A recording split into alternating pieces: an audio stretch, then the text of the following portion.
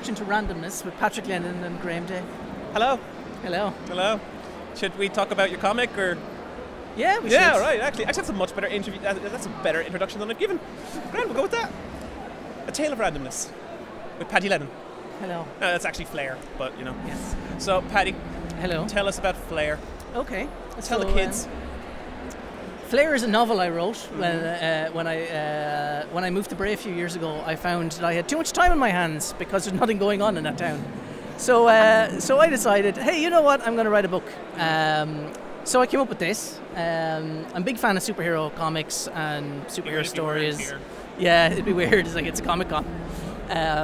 So I said, you know what? I might do a superhero story. I wrote it as a novel because I can't draw, and I'm too shy to go up and ask an artist to draw it for me. Really? Yeah, it's like, I have this idea for a comic, but blah, blah, blah, blah. So I decided I better be off just writing it and see what happened. So I wrote it as a novel. It's 72,000 words. I counted. That would have been a very long comic. Yeah, I was thinking that because it would have been broken up. I think people have asked me, you know, so why did you do it as a comic? I'm like, well, it would have been like Jack Kirby, Stan Lee's run on Fantastic Four. It would have been like 120 issues, you know. So it's like, yeah, but it's like, you know, I'm planning to do. This is the first one. Second one is written, which just needs to have all the editing done and stuff like that. And I need to find Ben Hennessy to do the artwork for me again. Yeah, he's around. I might try get him.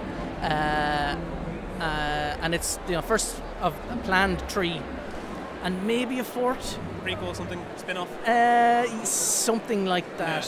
Yeah, it's just one of those things where the story I want to tell, I can tell in 3, and I think I'll do that. But then I kind of had this idea where it's like, back of my mind, it's like, you know, I could do another little story just to tie up a couple of things. So, but that's getting ahead of myself. Yes.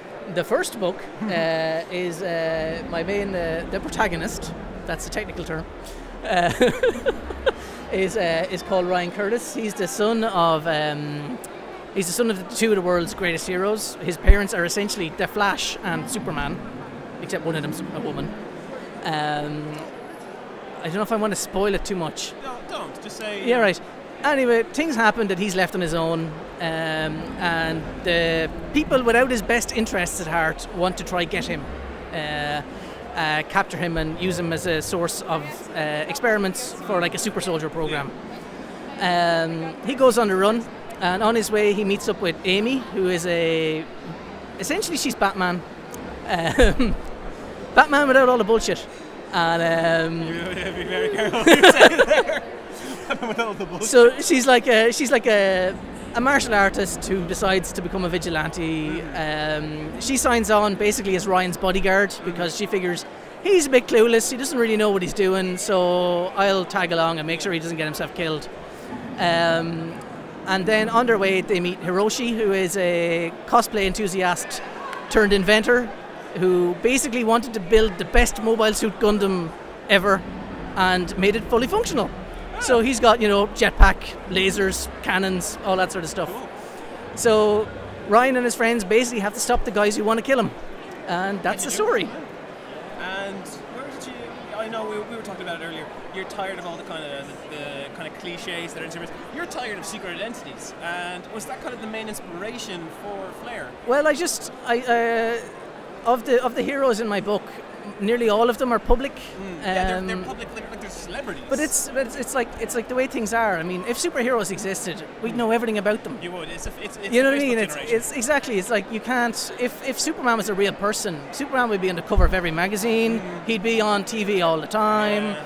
You know, there'd be autobiographies written about him, all this sort of stuff. So I kind of crew type things. Yeah. So I just kind of figured, you know what? Maybe this nowadays, I think secret identities they'd be very hard to keep. If you get me, you know. In this age, yeah, it's just difficult to keep any information from anyone. You know, everybody's connected. Everybody's Instagrammed. You know, take a picture of Spider-Man. Picture Spider-Man will go up on the web. You know, I mean, there'd be Tumblr blogs of what Spider-Man is doing today, if he existed in real life. So I kind of thought, the way we are now, it'll be very difficult for any superhero to actually keep their identity a secret. So you thought, what? So I kind of said, I don't really see the point. I mean, Amy tries to keep her identity secret. It's not going to last very long because that's how the world is. and even towards the end of the book, kind of people start figuring out who she is, because you know what? There's only a limited amount of people who have the money and the time and the training to go skulking across rooftops with gadgets. Yeah, really, you know, when they really pull down to it, there's a lot of things in the New 52 and Marvel Now and all that could easily be just explained like a Twitter rant. Yeah, but that's it. It's like if Batman existed, we'd all know who he is, because even in a city the size of Gotham, there's probably only about 3 people who could do that. Yeah. Who could have the money to build a Batmobile. Or have the money to build a Batmobile. Yes. That sort of thing. So it's like, well, how do people not know he's Batman yet? And someone who maybe disappeared. In every origin now, he always disappears. Uh-huh. How do they not cut that? So, like, I love superhero comics, but I have those little issues with them. Everyone does. Everyone does. Not so much that they're issues, but the characters are 60 years old. Maybe think of a new way. For most of them. Yeah. So it's like. And I know that when I read kind of, I suppose it's kind of the prologue when you're reading about the parents and their team and their villain and all that. It is very much they're not really superheroes. One of them is really afraid of getting hurt. Like, and I like that, because you never see that mentality in a Batman comic, a Superman comic, even the Marvel, who pride themselves on being more accessible. Yeah. You really see it in that. But I mean, it's the way where, you know, even like firemen, I'm sure, are pissing themselves, and they're like, holy shit, I have to go into that warehouse that's burning down. Yeah. You know, but they still do it. Yeah. You know, they're still heroes. They think that this is a job I need to do. I'm a bit terrified, but I'll do it. Yeah. And that's, you know, it's superheroes are like held up as like they're paragons of virtue or whatever, and not all of them are like that. And you know, Marvel have always said, you know, Spider-Man has trouble. Spider-Man never has money. Spider-Man, you know. But he's now he's got his own company. Yeah. And he doesn't know how he got it, but I mean, you know. Yeah. So I just kind of wanted to kind of make it a bit more.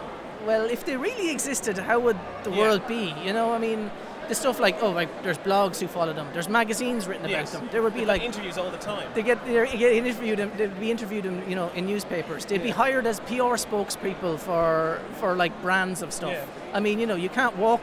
You can't look at TV anymore without seeing some famous actor being used as the face of something. Yeah. Superheroes, if they existed, would probably be very similar in that. Okay, so we want to market our new set of running shoes. Should we get that superhero who runs really fast to be our spokesperson? Yeah. You know, sort of way. I mean, shit. Scarlett Johansson's selling SodaStream at the moment. Yeah, it's weird. And I mean, like, we've got like Flair. You've got a very beautiful cover. That's done by our own Ben Hennessy. Yes. Local lad. Yeah, hidden talent, hidden gem. And this is the thing. Is like I was working on a book for like about a year and a half until I told anybody about it. Like, not even members of my family knew. And it was eventually, I was like, it got to the point where like, right, this thing is actually probably going to have to come out at some point. I need to do something about a cover. So I kind of was shoved towards Ben and said, you should tell him you have a book and you should send it to him, and then maybe he'll do the cover for you. And he did, luckily enough. Very nice. And he's a very busy man, I was lucky enough he was able to fit some time in his schedule to get it done for me. He did an amazing job. It's one of the things that just seems to draw people in. It's great. people see the postcards, whatever, and they're like, oh, that looks cool. Yeah, well, it is a very nice comic. Well, a novel, not a comic. Yeah, it's a novel. And the cover art is brilliant. And yeah, I mean, like, it's been going from success to success. I know it's sold a bit in America, and it's been selling well here. Yeah. So it's early days. So this is like my only second convention to come out and try promote it. So and you'll be at DICE as well, I believe. I'll be at DICE, and I'll be at ShamrockCon in 2 weeks as well. Are you gonna maybe meet George R. Martin? Well, he's not coming now. Is he not coming? No, he's not coming. He's had to cancel because the Emmy Awards are on the same weekend, and there's a small show he's involved in that may have had about 19 to 20 nominations. Yeah. So he's not coming apparently, which is a shame. I'd like to meet him, but you know what? There's enough other nice. Enough good authors. And the panel lineup and stuff they have is very interesting. Yeah. So hopefully I'll get some time to go see some of that stuff and you know, get to know people and hold my book in front of them and just batter them over the head with it until they buy it. Yeah. Because they'll probably enjoy it. They hopefully will enjoy it. Being hit in the face. Yes, but even hopefully enjoy the book as well. Oh yeah, that's like, I know I caused you pain with this, but it's also a decent read. Yes. Remember that pain as you read. Yeah, yes. All right, well, Paddy, thanks very much. Thanks, It was a pleasure meeting you. Cheers. And now on to the obesity epidemic.